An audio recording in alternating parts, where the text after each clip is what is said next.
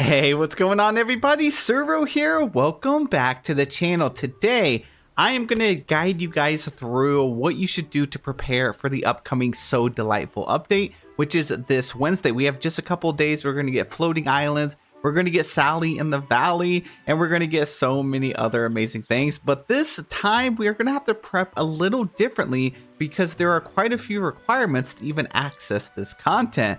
In this video, I got you covered. If you guys wouldn't mind hitting that like button, subscribe to the channel, I would really appreciate it. I will be live streaming here on YouTube this Wednesday whenever the update does drop. Now this week we have a lot of big things going on. It's the start of December, so it's the start of the season of giving. Tomorrow is actually my birthday on December 2nd, and the update is on Wednesday. So with all of that together, I wanted to do something a little more special. I am doing another giveaway. I'm going to be giving away another version of the DLC Storybook Veil. We've already given away about 7 copies here on the channel, and I definitely wanted to keep giving back whenever I can. So if you guys are interested in that, the link to it will be in the description of this video, and most likely down in the comment section below, depending on when I get this video posted. YouTube is not part of this giveaway at all. It's just something I like to do to continue giving back to the community. You guys give so much to me by just watching my videos or liking. I definitely want to give back when I can. And I just really appreciate you guys so much. We have hit 50,000 subscribers recently, and it definitely helps me out, keeps me motivated. So thank you guys for that. You do not have to subscribe to be a part of this giveaway. It's free for everybody. It takes 2 seconds to enter. But if you do want to subscribe, I would definitely really appreciate that as well. But yeah, let's just jump right into the video. Be sure to read through all of the rules and everything for the giveaway down below in the description. And let's get started with tip number 1. So like I said, we are going to have to prepare a little bit differently this time. The first main focus thing that you absolutely need to do is gather up some Dreamlight. These floating islands are going to be about 15,000 Dreamlight each. So if my math is correct, that is 60,000 Dreamlight you would need. Now you could just unlock one floating island for now, and I think you should be set for a while. But if you want to unlock all 4 versions of them, you will need to gather up 60,000. The best way of getting Dreamlight is these Dreamlight duties over here. Harvest 3 spices, feed a raven, change your outfit. They're all very simple stuff, and they like constantly cycle through. You could also just go through all of these over here, like the village, friendship, collection, cooking. You can work on like your little milestones. I have 132,000, so I should be good with this, but it won't hurt to get some more Dreamlight. And then also, if you just don't feel like doing some grinding, but you have tons and tons of dream shards, you've been playing the game for a while, you could convert some of these if you wanted to over here in potions and enchantments. Click on Dreamlight, and then you can convert 990 dream shards for 24,000. That right there is almost enough for 2 islands. Now it got kind of foggy on us, but that's okay. The video must go on. The next thing I recommend you definitely do is go ahead and max out this Jackie boy right here. I would go ahead, get him all the way to level 10, complete all of his quests if you haven't already, because I think we're gonna have him fully done and maxed out before we can start working on Sally. Jack is going to be the main like key to unlocking Sally. He's going to be with us on the very first quest, so you're definitely going to need him unlocked if you want to be able to get Sally on day 1. Now after that, to actually unlock the floating islands, they mentioned in their little newsletter that once you've completed the main story quest, What's Left Behind, check in with Valley resident Merlin, who has been researching the magical calculations required to connect the wishing wells found in each biome to those residing on the floating islands.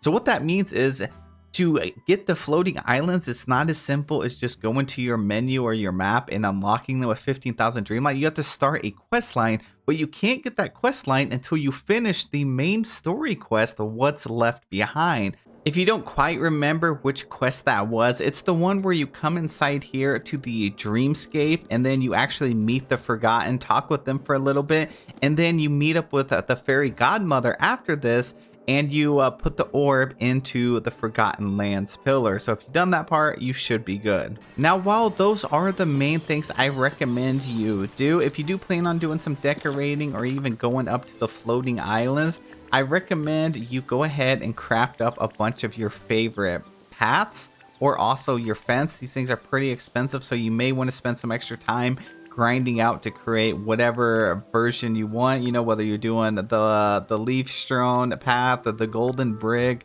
the snowy brick road. Just get an idea of what you actually want your floating island to be. And I really would love to hear what you guys are going to do if you're floating island. Me, for one, I'm definitely going to have one for dream snaps. I'm going to have one just to have a massive garden, and then that leaves me to do whatever I want with. I really don't know. I'm just going to hold on to them. But yeah, think about what you guys are going to do with your floating islands once you get them, and start preparing for that by whatever you do plan on doing. So for me, for example, I definitely want to have like one of each crop up there. So I would probably spend my next day or so going and hitting up all of Goofy's stalls from every single biome, getting some seeds, putting them in a chest. That way I can take them right up there and start making a massive garden.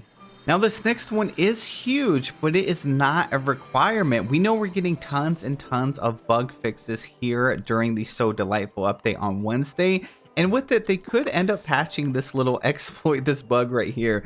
So all you need to do to get a bunch of memories is to get some miraculous shovel varnish, use it, and then anywhere on Storybook Vale, if you have the DLC, just start digging and you will get tons and tons of memories literally within seconds. We just got one right there. Probably going to get one or two out of this one here. Yep, we got our second one, our third one.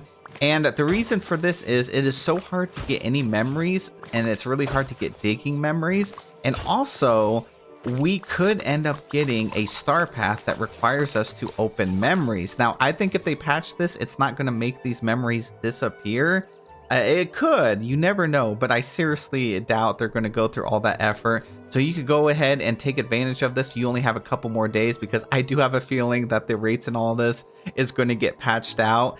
And these are also great just to have in Dream Snaps. And like I did say, the star path, usually like the most recent one, we had to get 5 memories and then 10 memories. They could end up doing that again. Now the memories are not too impossible to get, and this really just pertains to those that like to speed run the star path. You obviously can go at your own pace. I'm not telling you to speed run the star path or not. You can do whatever you want, but if that you are somebody that wants to do that, this is something you could take advantage of. And also, if you just want a ton of memories, this could be your last chance to get a ton of these, especially at this rate, because glitches like these really don't come by too often. But remember, you have to have your elixir on, and it can be any biome over here. Now, the next 2 tips are not super important, but I thought I would go ahead and throw them in here. They're mostly common knowledge, and you guys have probably seen this a million times or into a million different videos. But that is, of course, if you want to save your night thorns, you definitely can. We've been getting less and less of those tasks where it says like remove 40 night thorns or remove 50 night thorns or whatever. So you could do that. And we also have the Splinters of Fate that you can use instead of the Night Thorns. And I would imagine if you own Storybook Vale, you could use the Inkies as well. So with 2 to 3 maps, you have so many of these that spawn regardless, like either way. So I think you're at the point in the game, if you wanted to have a whole valley you like to play on and just fully remove all the Night Thorns or all the Splinters of Fate, you could do that. You just have to decide, again, if you want to burn up through the Star Path in one day, then you could go ahead and save them, but you're probably going to get time gated anyway. So by the time you finish being time gated on one task, you're going to go ahead and have these respawn the next day, and they spawn like 8 to 10 of these, you know, Night Thorns or Splinters of Fate. And the next tip that you could grind towards if you want, but again, it's not super important. It's just if you want to be a little extra prepared, and that is to go ahead and make those potions. But like I said, that's pretty common knowledge at this point. And you would just go over here to potions and enchantments. I like to be stockpiled on at least the pickaxe polish. The fishing bait usually actually hinders you a little bit during the star path, unless you make the smaller version, because you don't want to put too many of the fishing bait elixir on your rod in case when you are doing a star path, you may have to burn through all of it, and that could take a while to get a specific fish. So pickaxe polish would be good. And then miraculous growth elixir. You usually don't need that for the star path, but it would be nice. Just want to throw that in there. And another one that's actually important that I think a lot of players may forget, don't forget to do your dream snap this week.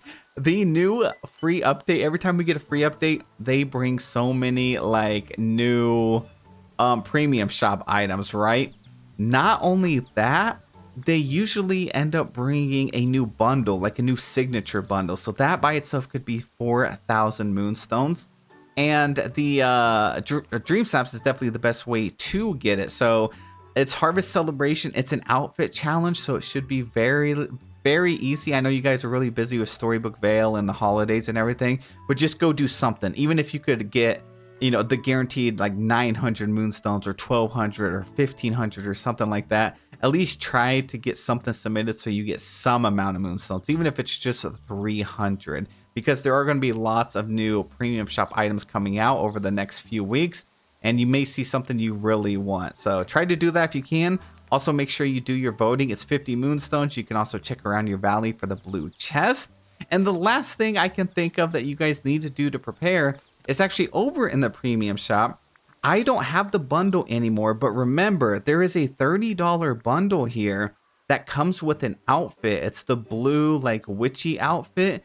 And you need to decide if that's something you want to get, because I believe on Wednesday, that outfit is gone. We don't know if it's going to be here or if it's going to be gone forever. And they should be swapping it out with a new one, because whenever you click on the bundle, at the bottom, it actually reads that it's only here during the duration of the update, which is the Jungle Getaway update. So after a couple days, it could be gone forever. So that's just a few tips on things you could do, and probably the most important things you should focus on. I just wanted to give you guys a checklist so you kind of know where you're at and where you stand with the update. But again, nothing has to be done within the first couple weeks. You have literally probably a month and a half to do the update in Star Path. And if anything, these updates could be a bit longer actually, because it looks like the roadmap for next year, there's a lot more gaps in the updates. So that's it for the video. Thank you guys so much for taking the time to watch. I really do appreciate you. I hope you have the best day ever, and I'll see you guys in the next one.